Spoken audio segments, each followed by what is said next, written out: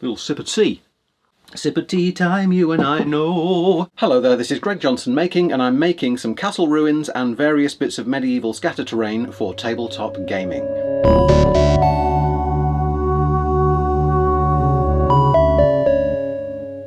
For the uninitiated, what is scatter terrain? Scatter terrain are little bits of scenery that you scatter around the board to make the game more interesting. Things to stand on, things to hide behind, things to shoot around, and things to climb over. When my wife and I played Moonstone at the local gaming shop, Mark, who was teaching us, populated the board with these bits of scatter terrain that he'd borrowed from here, there and everywhere, which definitely made the game better, but which needed to be made more on brand. He also asked for 4 freestanding corners of castle ruins and a pond, because he often plays a character who can emerge from a body of water, so I think that's cheating. So first up, we're going to make those stone castle ruins, which aren't scatter terrain, they're just terrain, then some walls and fences, a pond, crates and barrels, and a market trader's hand cart. Sometimes that's all the intro you need. Let's go! Na, na, na, na, na. Craft foam. We don't need stone, we need EVA foam. This is an A4 sheet of grey, quite thin foam, and I'm using a texture cobble roller just to give myself a guide of where to draw my cobbles, but you can just make them up. Draw in the cobbles with a fairly blunt, soft pencil, and then harden those lines with a black ballpoint pen. Or, this is a thin sheet of polystyrene, it's just packaging material, but using a pyrography tool you can burn cobbles into it, which takes a lot less wrist power. You get writer's cramp on the craft foam, so I am leaning back towards the pyrography tool even though it's stinky. It's just less effort. Blueprints, sketches may seem overkill for something this simple, but it helps you delineate and differentiate between the 4. How are they different? Which ones have windows, which don't? Which one has a bit of upper floor? So here I've just made a sort of master template, which is the biggest one. You can ignore some of the windows, you can add doors where there are windows, but I'm sort of using this as my master, as I just said. And then however much of it fits onto these scraps of PVC foam board that I've got left, it's a good way to use reasonably large scraps up. Score down the soft PVC side and fold on the laminate side, and you've got your hinge. To hold it in a right angle, I've just put a bead of goth glue down the spine, then using my trusty Lego jig, almost as useful as a Gomji bar, use it all the time, just put a 5mm dowel down that bead of glue and shove it into a right angle till it cools down, and it's a right angle. So on the outside I'm using my pre-cut sheets of cobbles, bricks. I got cobbles and bricks mixed up in the last video. Cobbles are flat, bricks are upright. Stuck on with super glue and some double-sided tape on both sides, and on the inside I'm putting the pyrographized polystyrene bricks. So the sides don't match, but it's fine, particularly as on the outside it's easy to stick details on because the EVA bricks are much flatter, so I'm just using thin sticky backed EVA foam. Wasn't quite sticky backed enough, so I'm just helping it along with a bit of cyanoacrylate glue, super glue to you, and then this is satisfying. Use your nibblers, your big flush snips, to just cut in where the bricks are. So you can start out with some big, very simple straight lines, and then just detail it up and down, and it starts to take on the look of individual bricks. Thought I'd cover up those layers with some EVA foam window sills. Not all the way around the window, just on the sills. And then here, using my pyrography tool, this nib is really good because you've got your hard edge for your lines, but then also the flat panel you can just, as I'm doing here, round the edges. And there, open window and wear your respirator is not just an expression. I am genuinely working under an open window, which really sucks the smoke out, which is great, and a respirator. For the one with a little shard of floor left, this is a weirdly shaped scrap of signboard I had left over from my last build. Again, really good way to use up odds and sods and bits and bobs. More super glue, stick your EVA bricks on and nibble your edges to make it look like individual tiles. You could just stick this all together from individual bricks, would also be a way of doing that. So a couple of them I'm going to put bases on because I want to surround them with rubble or grit or bits of junk, and I want these bases to be thin, so I'm using this black styrene because I want a thin edge so it's quite flush to the ground. So here it's just a very small lip sticking out from underneath that I can add bits of grass and stone to. Right. I'm not going to say don't try this at home, because I'm doing it and it would be hypocritical, but be very, very careful if you are ever going to touch hot glue. When it comes out hot, it will literally make your skin peel off, and it's agony, believe me, I know. But if you wait 90 seconds, it's warm glue, and it's malleable. You can pull it and, you know, but it's messy, and just be really careful around hot glue because you'll really hurt yourself. And I feel guilty for filming myself touching hot glue, because I know some children watch these, and I'm sort of making a public information film telling you to touch hot glue with your bare hands. But it's a bit like cutting towards yourself. Like if you do it with a nice sharp knife and don't press too hard and do it very carefully, it's allowed, just do it carefully. Take care, you know? Again, using up mostly unwanted scraps, these are the little edge teeth, the little grippy bits down the edges of these foam floor mats, which are good for just making some loose stones. Just cutting them up with scissors, slightly, again, nibbling the edges. And then this, I mean, this just looks like a disaster, but that's hot glue covered in multicolored, I wish it was black, but multicolored aquarium gravel. And then where the hot glue is still bare, I'm adding some sand and baking soda. Right, first prime is, of course, black acrylic paint and Mod Podge. Why wouldn't it be? With a pinch of sand in for fine detail. Then I added a load more sand, and I'm just picking out certain bricks with the sandier, thicker primer as a sort of secondary roughening pass. And once that was dry, I did realise these inner walls, because it's made of polystyrene, they are a bit squishy. So this is a big thick skin of black paint and wood glue. Because wood glue, as you know, is pulling ahead to be my favourite glue. And it's tough stuff, dries very quickly, which is nice. Here we have 12 minutes worth of dry brushing, playing at 3122% speed. It's just a light grey dry brush. This is your initial covering to make it basically grey. Brush downwards. Brush down from above because you're simulating light and you want your shadows to be underneath. Dry brush down. Dry brush down. Then I've mixed up a more solid greeny grey, and I'm just picking out certain bricks to add a bit of variety. That's all you need to know about that. Variety being the spice of life, sorry, I should have said. So this is yellow ochre. I realise the rougher you do this paint job, the better it looks, the more satisfyingly sort of organic and natural it looks. So I'm not picking out individual bricks anymore, I'm just scuffling and scumbling. That looks speeded up footage, but it's not. And then pure yellow ochre in dots, particularly on the upper surfaces, because it looks like lichen. Really happy with that, like that a lot. Be bold with your colour choices. It doesn't have to be shades of grey. You can flick red on there, just, you know, stone is all sorts of colours.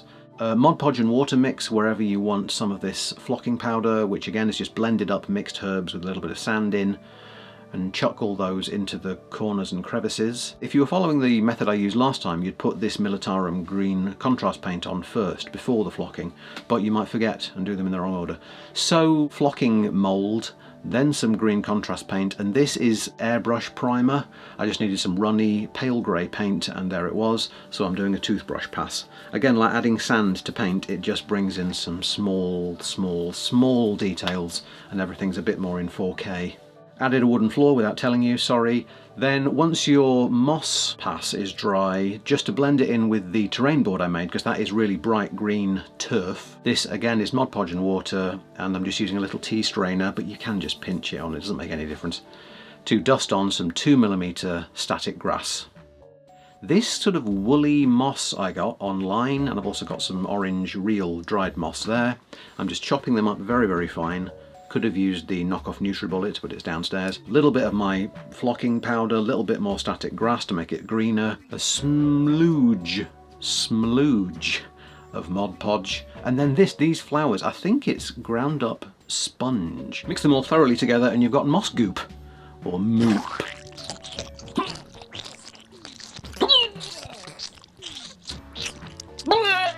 As soon as you start adding things other than grey, that's when it comes to life. And then finally, of course, just adding these useful foliage terrain segments, or tufts. Let's take a short intermission to think about that. That's enough. Walls and fences, walls and fences. Again, using up bits, these are my offcuts of polystyrene brick, and you can just make little walls out of them. So I'm putting, when I say carpet tape, it's just heavy duty cloth backed double-sided tape. Putting that on either side of a nice bit of grey cardboard, do the back.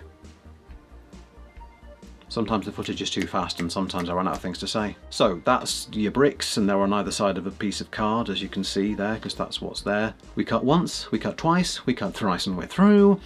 And then you can't match the bricks on either side because they don't match, but just find a line that goes through the middle, a wavy line, and then you've got two little dry stone looking walls, big bead of hot glue on the bottom so it kind of smooshes out and you get some ground around it. Just pressed it onto the black styrene, cut around it, and then because someone's apparently made of money, I'm using super glue, putting on some black train set coal, bit of sand and baking soda, baking powder, black paint and Mod Podge, obviously exactly the same paint job as the ruins, so I didn't bother filming it. And then again, this is the grounding procedure. I call this grounding, putting ground around things so they look like they're on the ground, so that they're grounded. So yeah, Mod Podge and water. This is one of those shots I forgot to edit because it's way long. Take a second to breathe. Right, back onto my flocking powder, which is ground up mixed herbs and blah, blah, blah, blah, and sand and that. And then these aren't tufts, these are flowers. Blob of super glue, place with tweezers, press down with gom jabbar, and you've got some nice flowers. Going through again my offcuts, just little leftover bits of coffee stir stick and 5mm dowel that I had left over from when I made my tavern. Made that fence off camera because it's so simple, you can see how it's made, it's just super glue. Then to get it vertically upright, my trusty Lego jig, just put hot glue on the two ends of the fence and then pressed it down onto a styrene base using the Lego jig to just make it at 90 degrees. Then once that was done, black goth glue all the way along, then some more black grit, train set coal, sand. This is super glue and tea. This is just dry tea. Dry out some tea bags, cut them open, and that's what you get inside. It's Yorkshire tea, like tea used to be. I think that's their slogan. Then to hopefully hold the fence together a bit more, a final extra skin of wood stain. And I did add some green grass around the fence. You'll see. Oh, you'll see. A pond, because the client wants a pond, and whatever the client wants. These are floor foam mats. Angle your knife as much as you can, and then I'm just using fire because I like running fire over things, but it just seals that sort of raw, open, porous edge. Then I cut out a little sausage, a little sort of collar that the pond sits down into, super glue around the inside, sand and gravel again, and again I'm touching hot glue. Wait a minute to 90 seconds and it's just warm. It's okay. Then this is my thick sand, Mod Podge, and this may even be wood glue. I don't know, one of the white glues. Don't agonise over them. And some more tea for soil. Then the next day I decided the edge was too thick. It just wouldn't do.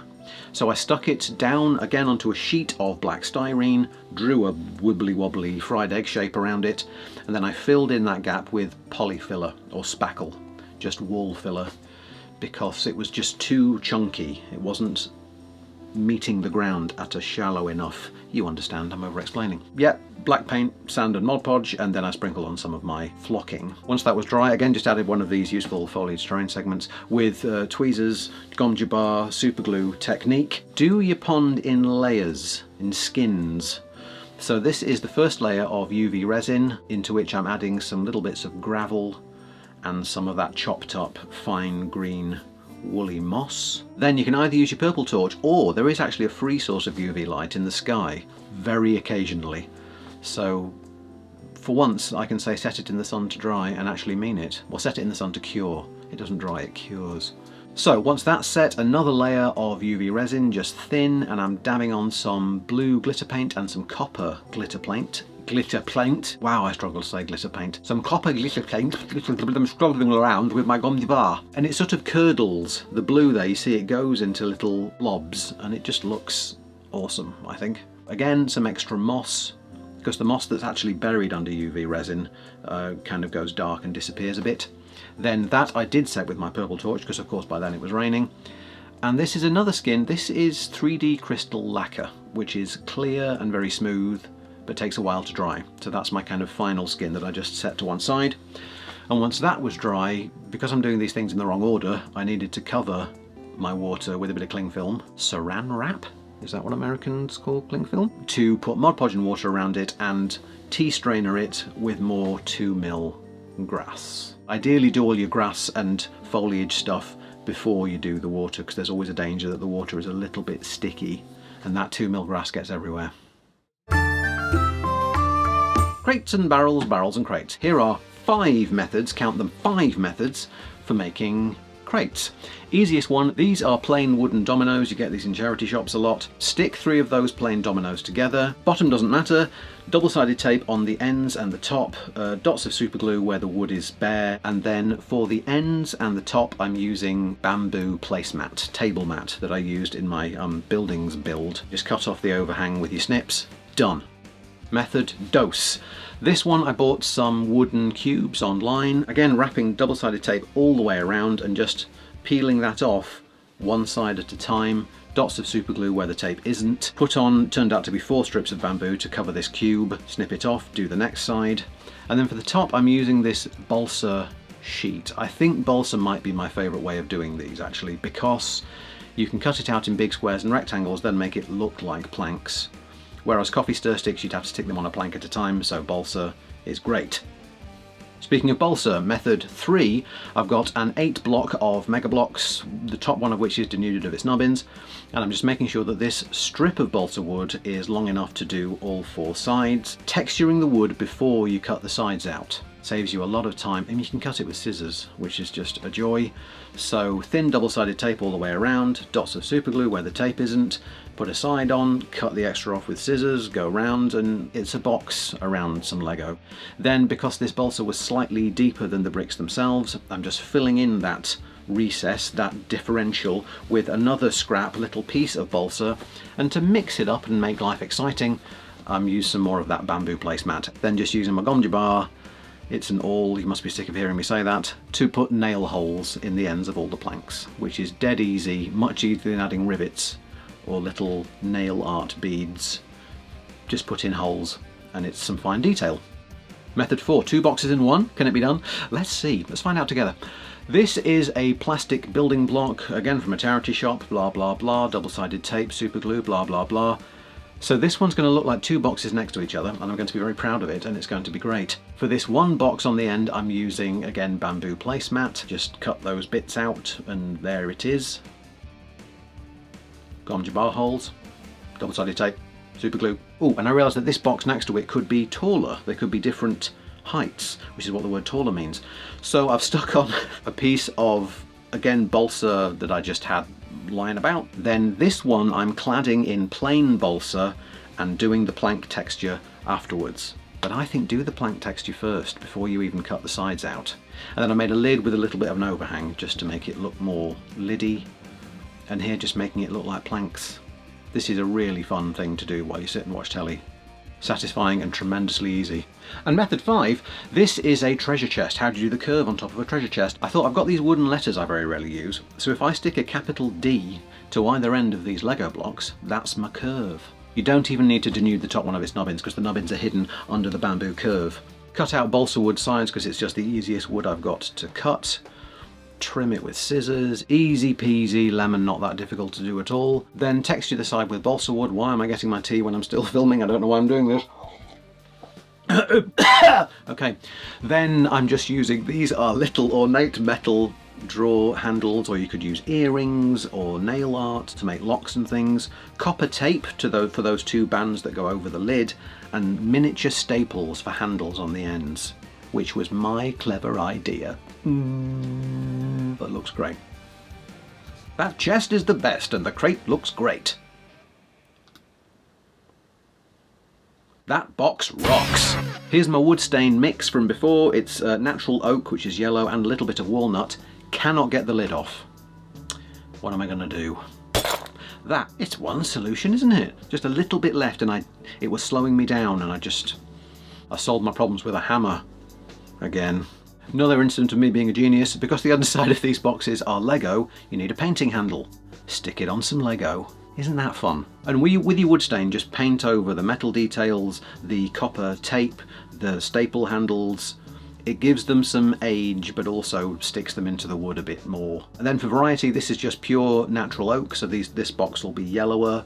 Used my furniture repair pens as well, so they're all different types of wood. Really got into detailing, so for this big one, just cut off the point from a split pin to add on as a little latch.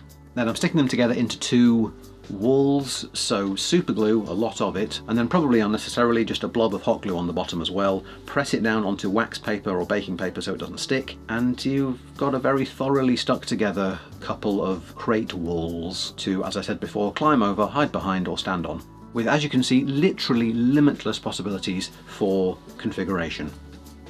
Actual possibilities may not be limitless. Bead barrels. I'm just full of good ideas. I thought if you bought some large oval wooden beads, you could make them into barrels. So you can either do it by hand or, I mean, that power tool is very near my fingertips, but I'm wearing a thick rubber glove. I think the blade actually nicked the... Yeah, it's fine. That's just a quicker way to do the plank seams, the plank lines, and then, as with the coffee stir sticks and planks before, texture it with a hacksaw blade. Cut the ends off and you've got a little barrel. Put them onto a paintbrush. They have a hole down the middle, which makes that very, very easy. Bit of wood stain. You can probably do these in a slightly better order, but then flatten the end. And for the top, for the lid, I'm just using thin cardboard, which, like with wood, I've textured with a hacksaw blade. I'm tempted to use cardboard a lot more often if I'm doing wooden things, because once you've superglued this barrel onto this thing and snipped down the edges with your snippers and coloured it in just with a furniture repair marker, this is just cardboard and pens, it's fairly indistinguishable from wood. Looks good. Looks like wood. There's too many slogans. I haven't got time to do all these graphics. I've got to get on with my collab. Nail art tape. Do you like incredibly fiddly things? I don't. But apparently I'm dedicated enough. This is silver nail art tape. It's less than 1 millimeter wide, I think. And it's not quite sticky enough to hold on there, so you do need a dot of super glue. And it's too shiny silver anyway, so to both tarnish it and stick it on better, a second skin of wood stain. And that's a couple of very nice barrels. Wonder what it's a barrel of? Laughs? And finally, a hand cart. The client specifically asked for a hand cart. That is the amount of planning I did, is just that drawing. Then I didn't really film this, in fact I didn't film it at all, but there, I made that. The bottom is a piece of balsa wood textured to look like plank, but reinforced on the bottom with bamboo placemat. The wheels are just MDF discs with more bamboo placemat, a copper washer stuck on, and a little lucky coin. The back is 2 pieces of popsicle stick. The axle is a toothpick. The bit the axle goes through is a wooden puzzle piece, and the 2 handles are just bits of dowel. It's just so very simple. And there's Nugs for scale. I know he's from the wrong fictional world, but he's for scale. He's for scale a lot. I decided this cart would be a hay wain, but that the client should be able to take out the hay and change it for something else if he wants to. So I've cut a piece of card that fits into the cart. I'm bulking it out with a bit of foam and some brown paper tape, covering that in super glue, and then again this sort of raffia straw-like rope thing that I made hay from when I built a stable a couple of episodes ago. This is one of those tasks that it feels like you're doing it wrong and it's too messy and there's no way it's going to look good. Trust the materials and trust the process. So I'm spritzing it with isopropyl alcohol to help the glue run out, and then I just poured out, because my spray bottle got totally gummed up, just pouring out some Mod Podge and water mix, sit it up on a little brick so it doesn't get stuck to the bit of card it's on, and then just leave it, just forget about it so it can dry. Oh, the cart wasn't quite level, which led to actually my favourite thing, which is these 2 little brass split pins as feet. Really like those. That's my final hay mound, which just slips in there. And that's that, quite a bumper ep. But let's take a look at all the lovely finished medieval things.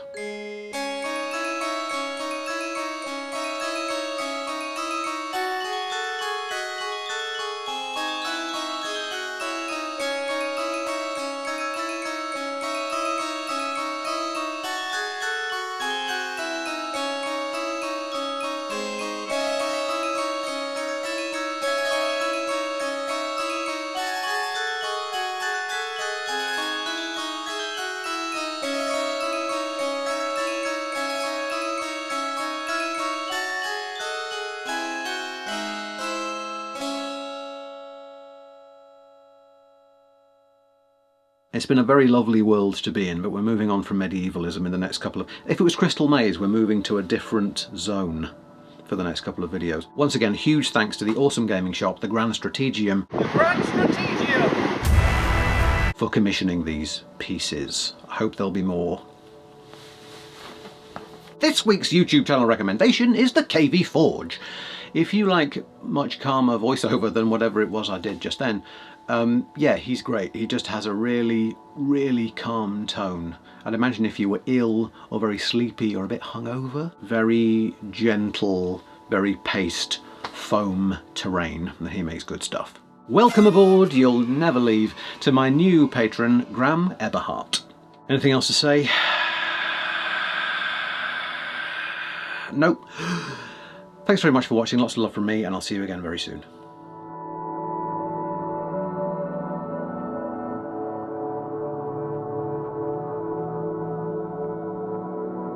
Shall we start?